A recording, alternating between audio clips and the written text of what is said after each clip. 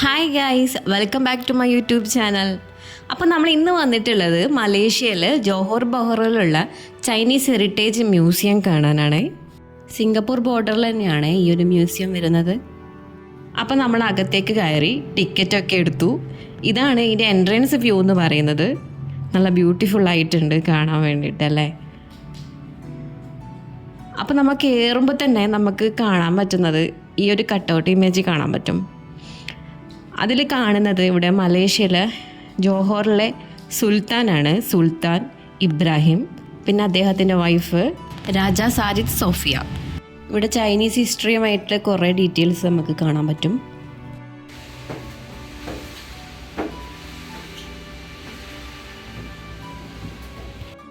Road number 42 Jalan Ibrahim എന്ന് പറഞ്ഞിട്ടുള്ള ഈ ഒരു സ്ട്രീറ്റിൽ മുൻപ് 2 നില കെട്ടിടമായിരുന്നു.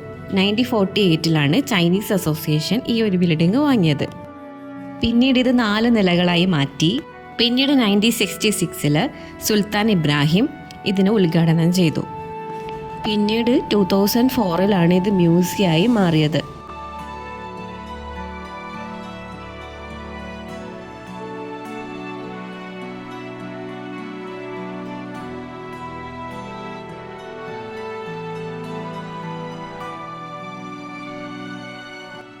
അന്നത്തെ കാലത്ത് നദീതടങ്ങളൊക്കെ ഭരിച്ചിരുന്ന ചൈനീസ് നേതാക്കന്മാരെയാണ് കാങ് ഷൂ എന്ന് പറയുന്നത്. ഇവിടെ കാണുന്ന ഈ കോയിൻസ് ഹാങ് കോങ്സി എന്ന് പറഞ്ഞിട്ടുള്ള ചൈനീസ് സംഘടന പുറത്തിറക്കിയതാണ്. ഈ കാണുന്ന കോയിൻസ് അന്നത്തെ കാലത്ത് സാധാരണ പണം പോലെ ബാങ്കിലെ കറൻസി ആയിരുന്നില്ല. ഇത് കമ്മ്യൂണിറ്റിക്കുള്ളിൽ ഉപയോഗിച്ചിരുന്ന ഒരു ടോക്കൺ പോലെയാണ്. മെയിനായിട്ട് വ്യാപാരത്തിനും അതുപോലെ കമ്മ്യൂണിറ്റി ഇടപാടുകൾക്കൊക്കെയാണ് ഈ ഒരു കോയിനെ യൂസ് ചെയ്തുകൊണ്ടിരുന്നത്. ഇവിടെ കാണുന്ന മെക്സിക്കൻ സിൽവർ കോയിൻ അന്നത്തെ കാലത്ത് ഒരുപാട് പ്രശസ്തി ഉണ്ടായിരുന്നു. വേൾഡ് വൈഡ് ട്രേഡിന് വേണ്ടിയിട്ട് ഉപയോഗിച്ചിരുന്ന ഒരു കോയിനാണിത്. അന്നത്തെ ഇൻ്റർനാഷണൽ കറൻസി പോലെ ഇതിന് വലിയ വിലയുണ്ടായിരുന്നു. ഈ കാണുന്ന ചൈനീസ് സിൽവർ കോയിൻ അന്നത്തെ കാലത്ത് പ്രധാന കറൻസി ആയിരുന്നു. ബിസിനസ്സിനും അതുപോലെ ട്രേഡിനുമാണ് മെയിനായിട്ട് യൂസ് ചെയ്തുകൊണ്ടിരുന്നത്. ഈ കാണുന്ന കോപ്പർ കോയിൻ മിങ്ചിങ് ഡൈനസ്റ്റീസ് കാലത്ത് ഉപയോഗിച്ചിരുന്ന പഴയ നാണയങ്ങളാണ്. ദൈനംദിന ജീവിതത്തിനും വ്യാപാരത്തിനൊക്കെയാണ് ഈ ഒരു നാണയങ്ങൾ യൂസ് ചെയ്തുകൊണ്ടിരുന്നത്.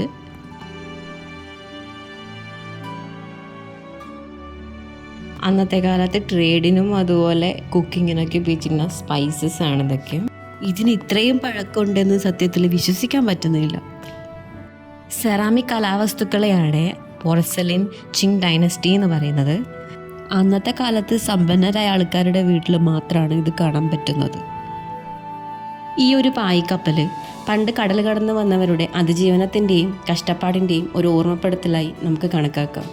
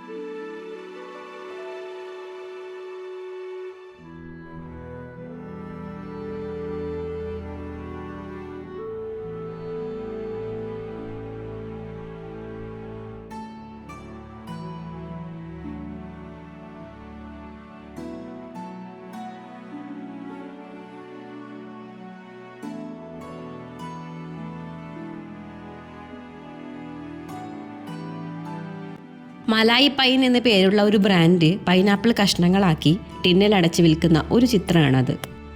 അഫീം ഉപയോഗവുമായി ബന്ധപ്പെട്ട ചരിത്രപരമായ വസ്തുക്കളാണ് ഈ കാണുന്നത്.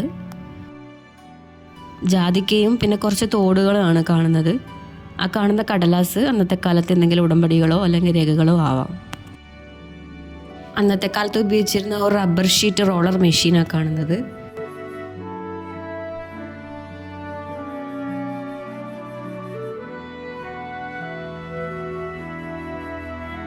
മരത്തടി കൊണ്ട് നിർമ്മിച്ച ഒരു പൈപ്പാണിത്. ലഹരി വലിക്കാൻ ഉപയോഗിച്ച ഒരു പൈപ്പാണിത്. ഇത് യൂസ് ചെയ്യുന്നതിനുള്ള ലൈസൻസ് ആണ് അതിൻ്റെ പുറകിൽ കാണുന്നത്.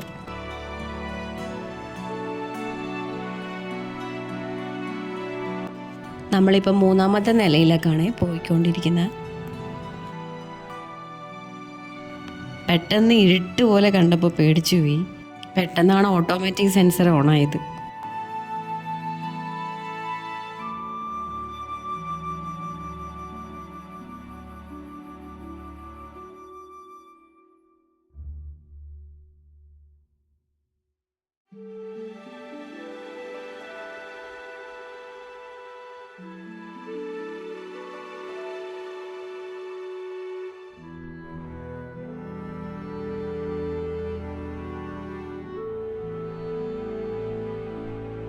ഈ കാണുന്നത് ഡുവാപെക്കോങ് എന്ന് പറഞ്ഞിട്ടുള്ളത് ഇവരുടെ ഒരു ഗോഡാണ്. ഇവർ ആരാധിക്കുന്ന ദൈവം, ആരാധനാ പീഠമാണത്.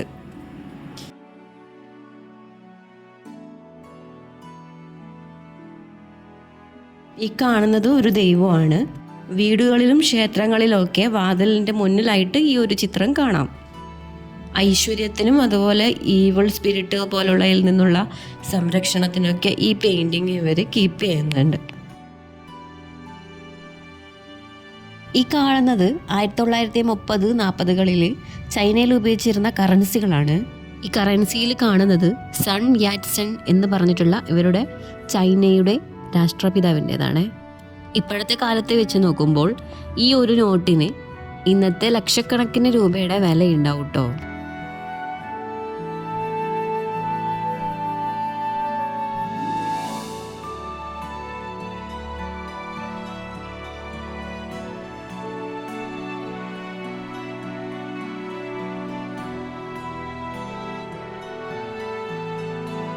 ജപ്പാൻ മലേഷ്യ കീഴടക്കിയപ്പോൾ ഇറക്കിയ കറൻസികളാണ് ഈ കാണുന്നത്. 10 രൂപയുടെ നോട്ടിൽ വാഴയുടെ ചിത്രം കണ്ടാണ് ആളുകൾ ഇതിനെ ബനാന മണി എന്ന് വിളിച്ചു തുടങ്ങിയത്. യുദ്ധകാലത്ത് ജപ്പാൻ ഒരുപാട് കറൻസികൾ അച്ചടിച്ച് ഇറക്കിയെങ്കിലും 1 കിലോ അരി വാങ്ങാൻ പോലും കൂടുതൽ ചിലവാക്കേണ്ട അവസ്ഥയുണ്ടായിരുന്നു. ഫൈനലി ജപ്പാൻ യുദ്ധത്തിൽ പരാജയപ്പെട്ടതോടെ ഈ കറൻസികൾ വെറും ഒരു പാഴ്ക്കടലാസുകളായി എന്ന് തന്നെ പറയാം.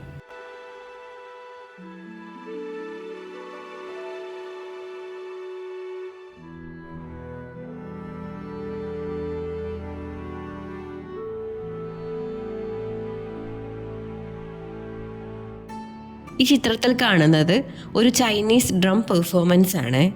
24 ഫെസ്റ്റീവ് ഡ്രംസ് എന്നാണ് ഈ ഒരു കലാരൂപത്തെ വിശേഷിപ്പിക്കുന്നത്. ഇവരുടെ ട്രഡീഷണൽ ആയിട്ടുള്ള ഒരു കലാരൂപമാണ്. ടാങ് ചായി എന്ന പേരുള്ള വ്യക്തിയുമായിട്ടാണ് ഇത് ബന്ധപ്പെട്ടിരിക്കുന്നത്.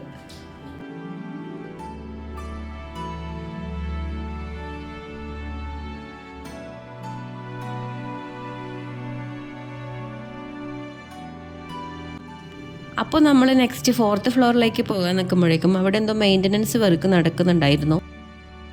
സോ നമ്മൾ ലിഫ്റ്റിലാണ് 4th ഫ്ലോറിലേക്ക് പോകുന്നത്. ഫസ്റ്റ് കണ്ടപ്പോൾ ഒന്ന് ഞെട്ടി, എന്നാ അറിയില്ല, അതൊരു ട്രാൻസ്പാരൻറ്റ് ടൈപ്പ് ആയതുകൊണ്ടാണോ എന്നറിയില്ല, എനിക്ക് നല്ല പേടി തോന്നി.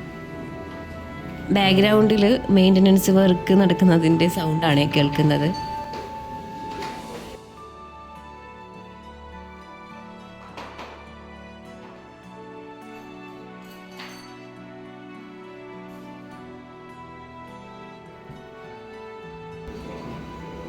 കറിയോ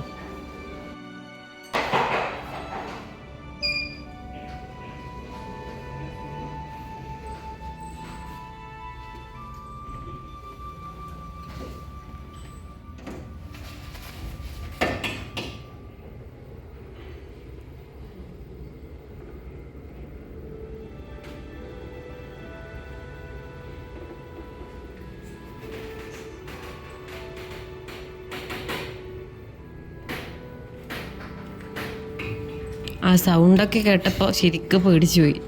എല്ലാം കൂടി പൊട്ടി താഴേക്ക് പോകുമെന്നാണ് പേടിച്ചേ.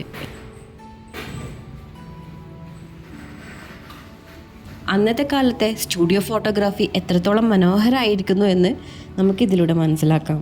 അന്നത്തെ കാലത്ത് ഏഷ്യൻ സിനിമകളിൽ പ്രശസ്തരായ താരങ്ങളുടെ ഫോട്ടോസാണ് കാണുന്നത്.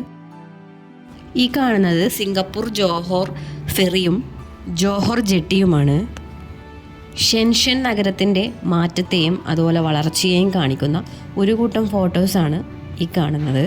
അതുപോലെ ഷാങ്ഹായ് നഗരത്തിൻ്റെ പഴയകാല ചിത്രങ്ങളും വികസനവും വിവരിക്കുന്ന ചിത്രങ്ങളാണ് ഈ കാണുന്നത്. ഇത് അന്നത്തെ കാലത്തെ വിൻറ്റേജ് സ്റ്റുഡിയോ ക്യാമറയാണ്. പാസ്പോർട്ട് സൈസ് ഫോട്ടോകൾ എടുക്കാൻ ഇതാണ് ഉപയോഗിച്ചിരുന്നത്. ഇതിൽ ഫിലിം ഉണ്ടാവില്ല, പകരം ഗ്ലാസ് പ്ലേറ്റുകളാണ് ഉപയോഗിച്ചുകൊണ്ടിരുന്നത്. നമ്മൾ കുറച്ച് പണ്ടത്തെ സിനിമകളിലൊക്കെ കാണുന്നത് പോലെ ഫോട്ടോഗ്രാഫർ ഒരു കറുത്ത തുണി കൊണ്ട് തലമൂടി ക്യാമറയുടെ ഉള്ളിലേക്കൂടെ നോക്കുന്നത് നമുക്ക് കാണാം. ആ ഒരു രീതിയാണിത്. ഇതൊരു ചൈനീസ് ടൈപ്പ് റൈറ്ററാണ്. സാധാരണ നോർമൽ ടൈപ്പ് റൈറ്റർ പോലെയല്ല. ഏകദേശം 2500-ലധികം അക്ഷരങ്ങൾ ഇതിലുണ്ടെന്നാണ് പറയുന്നത്. ഇതിനത്ര സ്പീഡും ഉണ്ടായിരുന്നില്ല. ഇത് ഇവിടെ ജോഹോർ ബഹ്റൂല് പുതിയതായി നിർമ്മിക്കാൻ ഉദ്ദേശിക്കുന്ന ബിൽഡിങ്ങിൻ്റെ ആർക്കിടെക്ചറൽ പ്ലാൻ ആണ്. നല്ല ബ്യൂട്ടിഫുള്ളായിട്ട് ഡിസൈൻ ചെയ്തിട്ടുണ്ടല്ലേ.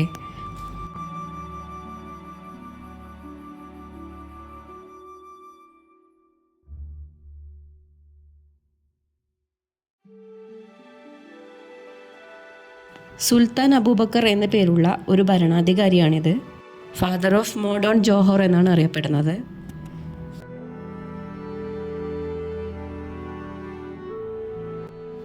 ഇവിടെ നമുക്കൊരു ടൈം ലൈൻ കാണാം.